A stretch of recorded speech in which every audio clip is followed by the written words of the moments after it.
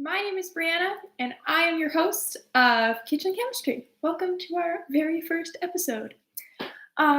Before we get going, just so that everyone's on the same page, our videos at the end of the session are going to be posted with French and English subtitles. So if at any point you're watching me do stuff, you're going, hey, she's talking really fast, she's doing things I can't quite see, don't worry, we'll have full lesson plans and everything available for you for everything that we are going to do today. So you can follow along at home at your leisure. We also just want to say that today some of the stuff we're doing, there's some chopping with some knives. There is a little bit of heat. We're going to use my stove. So if you're doing these things at home, please be careful. Always ask an adult for help. And let's get started. So, kitchen chemistry. Over the next 10 or so weeks for the remainder of the summer, we are going to be doing every week a different science experiment or a couple of activities or even some recipes, and we're going to all learn about the science that we can do in our kitchen. So we are actually in my kitchen at home, and that's where we're going to be doing everything. And everything I'm using every week is all stuff that I had at home or stuff you can easily get at your grocery store. So don't worry, nothing's going to be out of your wheelhouse or too expensive. I'm a student, nothing's going to be too expensive. So do not worry. So today, we're going to be doing something kind of fun, a little interesting, a little different, just because we are getting started on our first week. And I wanted to do something sort of fun, sort of crafty, a little bit sciencey, mostly fun. So I'm an instructor at Science Venture, been an instructor for a little while, but before that, I was a camper for a really long time. So you can imagine I have a very extensive collection of Science Venture shirts. I have all the colors from the last several years, and I have a couple, mom stashed them away, little teeny tiny Science Venture shirts all the way back from 2003. I have a little bit of a collection. So I was a little bummed to hear that when we had to say that Science Venture was only going at home, that there wouldn't be a camper shirt this year, because that was something I always looked forward to a lot when I was a camper. So I tried to come up with an activity to fill that kind of void, something that I always found like really, really exciting. It's a nice little keepsake from camp. So what we are going to be doing today is we are going to be learning how to tie-dye our old Science Venture shirts, maybe you have Science Venture shirts or napkins, or what I did, my very fetching homemade lab coat that I made, using veggie and fruit scraps, because we're always trying to make sure we're being nice and green. I know we have compost bins, but there's some things that, like peels and cores and things like that from veggies that we can't really use, or I have a habit of buying a bag of spinach, using 75% of it, and always ending up the little bit that goes off at the bottom before you use it. This is a great way to use up those slightly dodgy veggies that are past their prime, or some scraps. So, without further ado, let's get started. So, from veggies, how can we get dyes from them? How does that work? Why are fruits and veggies colored? All awesome questions. So, scientists think in general that the reason fruit and veggies have different colors is so that things like flowers and fruits are attractive to pollinators. We want them to be nice and bright. Plants are always focused on being pollinated, so they want to be like nice big beacons for pollinators when they come by. So they want to be brightly colored for that. But then also things like fruit and veggies, especially fruits, they contain seeds. And seed dispersal is a very important part of a plant's lifespan. It's one of their goals. They want to just make seeds, survive a little bit, spread their seeds, and they will be happy plants. So in order for those seeds to be dispersed, plants use a lot of different ways. But a nice easy way is to make some nice tasty fruits on your plant that have the seeds inside that animals will go, hey, it's a mighty fine looking fruit.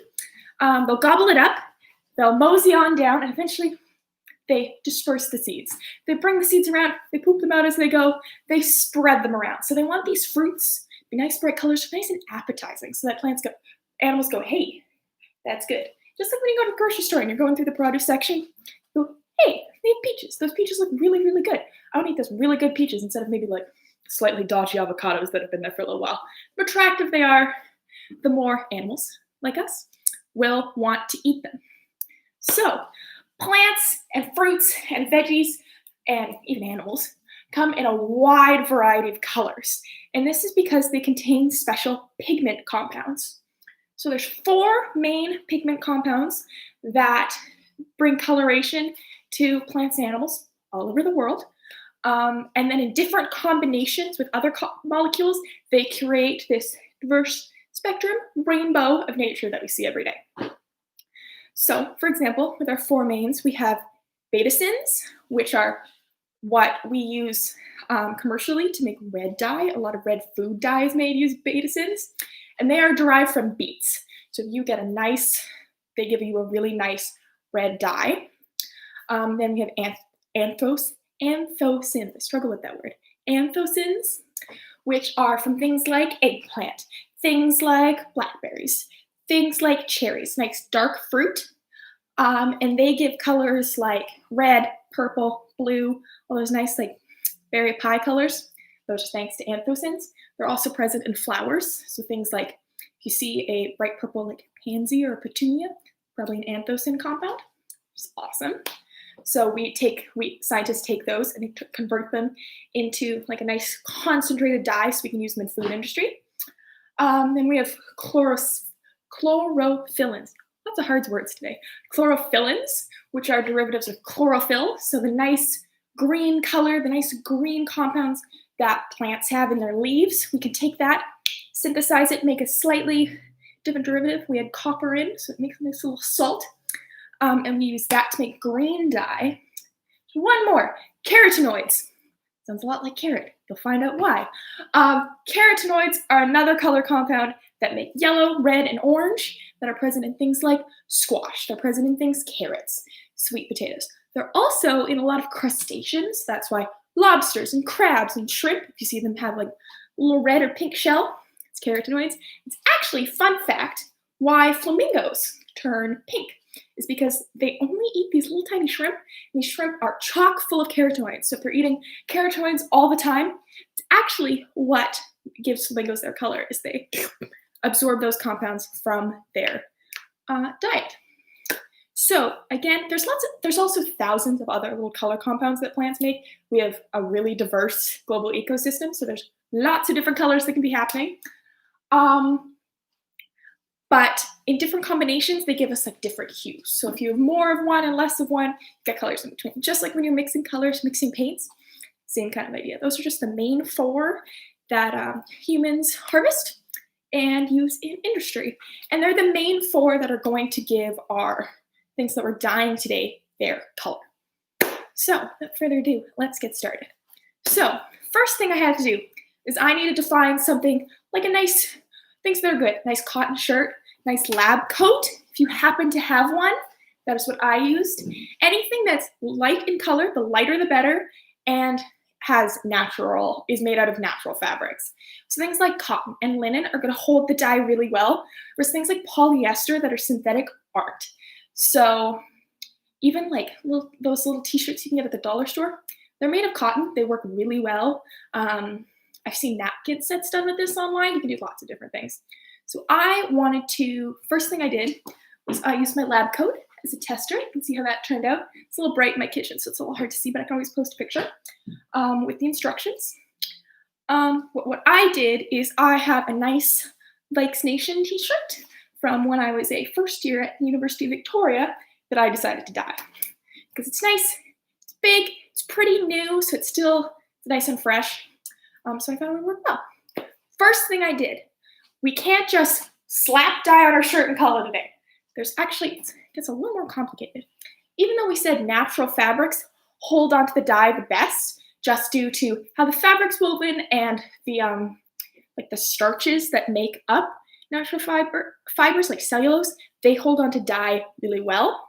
But they do need a little bit of help. They need a little bit of glue, a little bit of get up and go to really have punchy colors.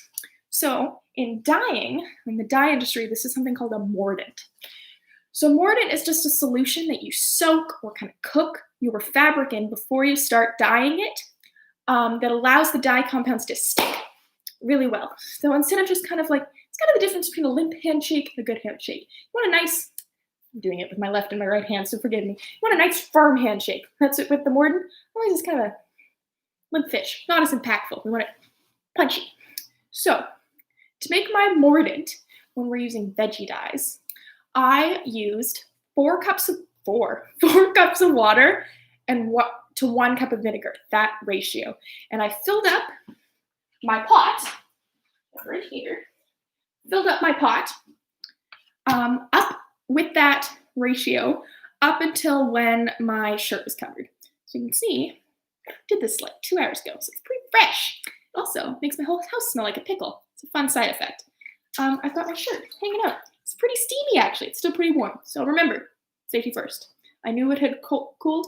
Still a little toasty, though. So I let it cook in its vinegar and water mixture for an hour. I just put it to simmer, put it on, brought it up to a boil, and I put it down on medium. Just let it hang out. Lid slightly ajar to let steam out, because you don't want to make, otherwise it could start spraying everywhere, and then everything really smells like a pickle. It's hard to get, the vinegar smell permeates. If you're doing this with fruit, though, I know I'm using veggie dyes today. If you're doing this with fruit, though, you can use, it's a 1/4 cup of salt for every 4 cups of water that you're using. And again, don't worry, I have this all typed up in a document that I'm going to link to the video once we're done. So if I'm talking too fast and I'm going, what's she saying? I didn't quite catch that. Don't worry about it. It's all going to be there. All my babbling will be written for you to read later. So I boiled my nice cotton shirt in this mixture. Now it's still pretty toasty, so just for safety, I'm going to scoop this up. I'm going to put it in this nice colander in the shape of a turtle, and I'm going to rinse it under my sink. Just gets like most of the vinegar off. The vinegar has kind of bound to the shirt, so you don't have to worry about it too much. The smell does go away over time. But we want to give it a nice rinse, just so it doesn't smell too pickly in here. And also it's nice, not too hot. I'm going to take my pot over to my sink. Just pop in my pot in my sink. Turn my camera so you can see me at my sink. Please excuse my messy house. So, got my colander. I've got my colander. Pop in my shirt. In my colander. It's pretty wet. You want this shirt to soak. Pop it in the colander. And just give it a little rinse. Rinse and squeeze, just so it's not too warm anymore. This is a step that if you are some of our younger folks watching this, where you want to make sure you ask an adult for help, just so we're not getting too hot. But the squeezing part, pretty fun. Rinse and squish, rinse and squish, rinse and squish. So now I got most of the vinegar water out. Just squeeze it, wring it out. I'm just gonna let that drip dry in my colander for a little bit. We're just gonna put that on the side while it hangs out.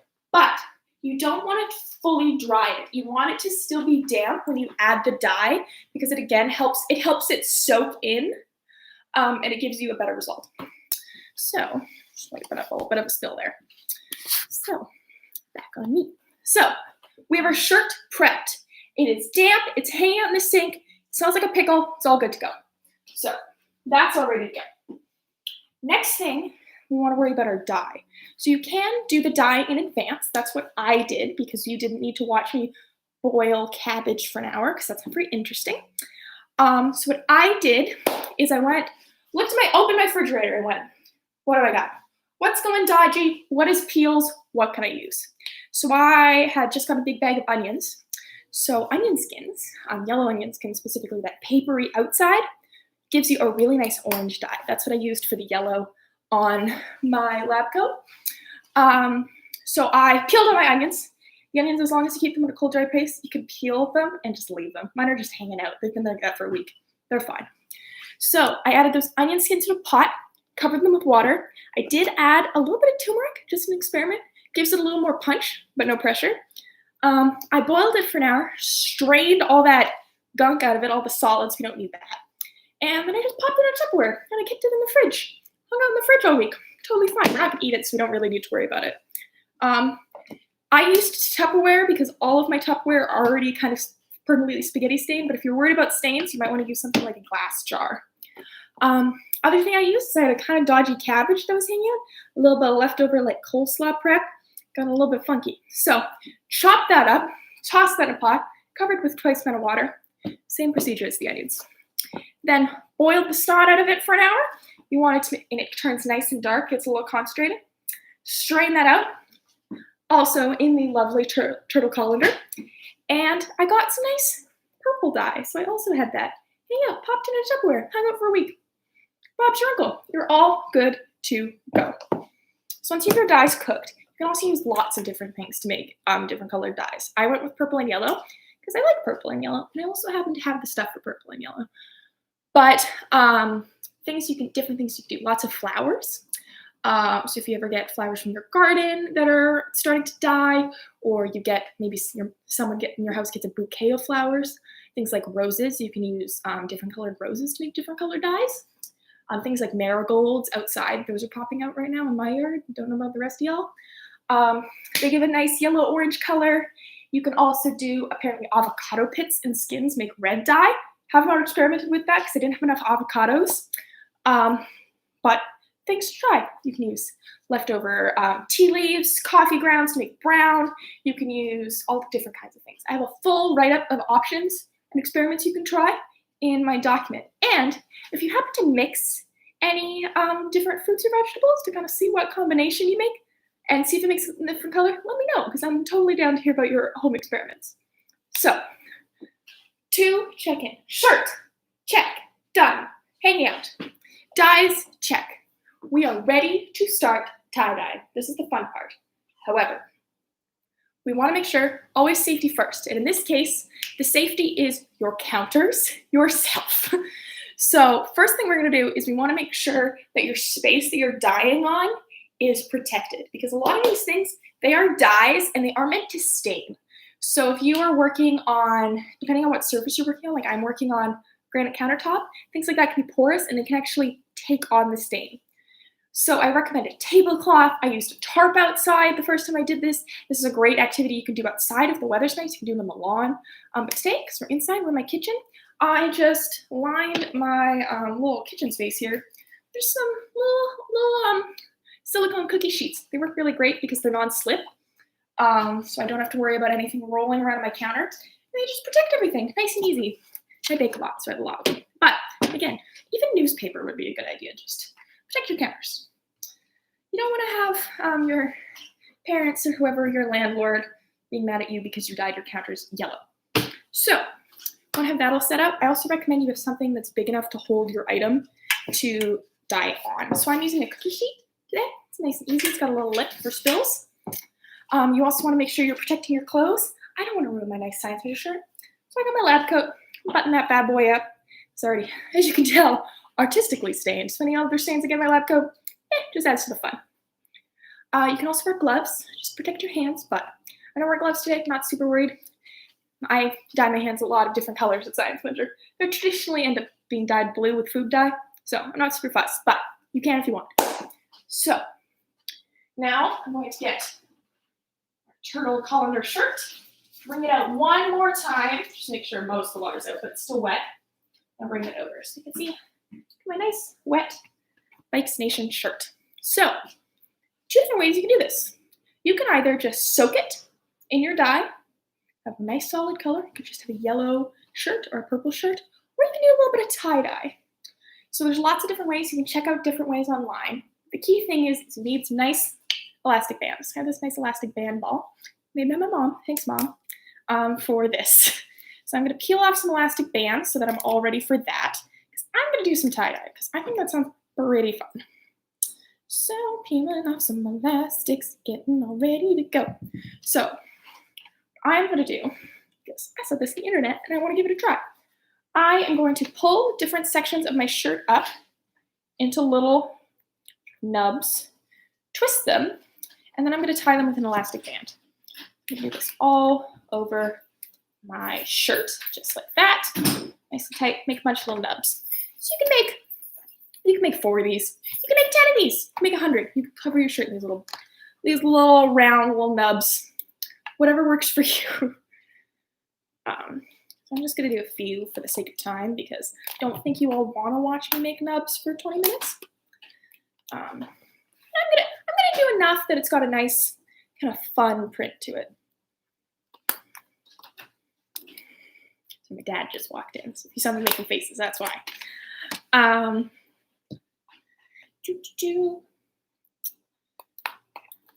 Still elasting my nubs. Unfortunately, was hoping that my dog, Pippin, could visit us today, but she's having a little nap. So Pippin, the science dog, will hopefully join us next time, but not today. Okay, I got one more nub to do, and we're done with nubs. Okay, so twisted up some sections, tied them with elastic bands. They look a little funny, but it helps give your tie-dyed shirt object a nice pattern, some nice colors, whatever works for you. So now it is the dyeing time. So I'm gonna take out my rings because I don't really want to dye those and have those smelling like vinegar and cabbage. They're not ideal. So I'm gonna pop these off into the side. Now I got my cabbage dye, and I've got my onion dye. So I'm going to just make this nice and easy. I'm going to grab a measuring cup. Got two just metal measuring cups just so I have something to pour my dye on. You could just fully take this, put it in a bin or a bowl or the same pot that you used to cook it to begin with. Just dump the dye on top and let it soak. But I like experiments. That's why I'm a scientist. So take my measuring cup, stir it around because sometimes the dye kind of settles to the bottom. Get a nice big cup, and I'm gonna pour it on. I'm gonna pour it on a couple of different nubs, pour it on a sleeve. And this is where you get to be artsy. You can just pour it pour wherever your whims take you. Pouring it on. Yeah, looks like it might be enough yellow. And again, the colors are probably going to blend together. If you do more than one, you could just use one color. I like two, because two colors are fun. So if you're trying to be really precise, it might be better to use like a squirt bottle for this. I didn't have one though, so I'm using a measuring cup. Trying again, make this nice and easy for you folks at home. So now again, the cabbage, just a word of warning, stinky. You're basically making veggie scrap soup when you're prepping your dye. So if you really hate the smell of cabbage, maybe don't cook the cabbage. I cooked the cabbage and the onions and the vinegar shirt all in one go, and my whole house smelled like the weirdest soup you've ever had in your life. So my purple is not as strong because I didn't have as much cabbage as I had onions. So I'm just pouring a little bit more on. Again, you can follow a pattern. You don't have to.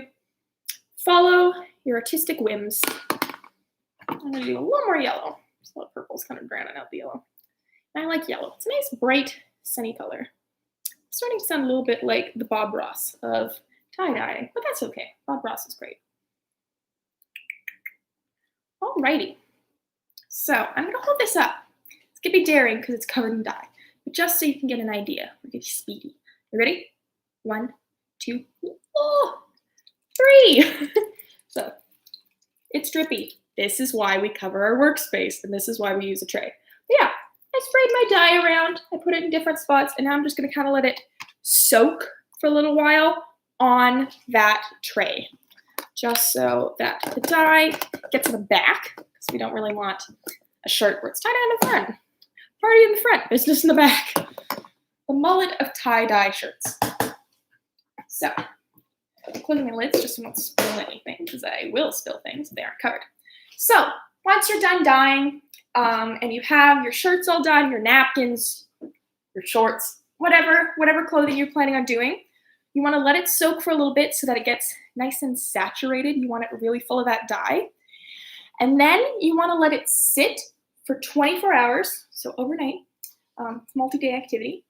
I do it in a nice Ziploc bag, so it's nice and sealed. It's safe. Again, I have a puppy, and she kind of wants to eat everything. So I put it in a nice safe space so no one gets at it.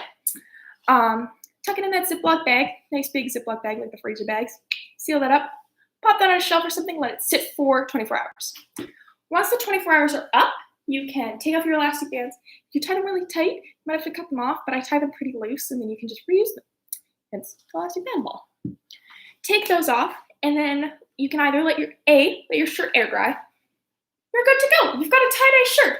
Gold star. That is kind of what I did with my lab coat right here. But another option to heat-proof or heat-treat your tie-dye object, which I actually did on my lab coat, which has held up pretty well because I've been wearing it and running amok and making messes over the past couple weeks, is I put it on my dryer with nothing else in it. You don't want to dye your family towels, white towels, onion skin orange. I put it in empty, and then I crank that puppy on high, and I ran it for an hour. And it actually helps heat seal the dye to your fabric. So it keeps it from going on different things when you wash it. You want to make sure, though, just to be safe, that once you're done, your magical tie-dye masterpiece that we worked on today, you want to wash it up cold. I recommend doing hand washing. And let it drip. And you can dry it in the dryer. Gentle soap, just so it's not, if you're too rough and tumble with it, you might wash the dye up. But maybe that's what you want. Maybe you dye it, wear it for a couple weeks, you're like, I made this sweet shirt. You wash it a couple times, dye comes off. Maybe you try some more. Maybe that's what I'm going to be doing with my lab coat all summer, because it's going to get grubby. So that's all I have for you folks today. Nice speedy little intro. I just wanted to get acquainted with everyone, talk about what we were going to be doing. And at any point, if you have any questions for me, you can let me know in the comments. If you have any questions now, you're always welcome to type them in the live chat. At the end, if I see questions going along, I will answer them. A little Q&A at the end. But if no one has any questions, I think this is all I have for us today. So I just want to say huge thank you for folks who watched. This was really exciting, a little bit stressful, but really exciting for me to bring you into my kitchen, to be doing chemistry with you live, to be doing some crafts. I love crafts.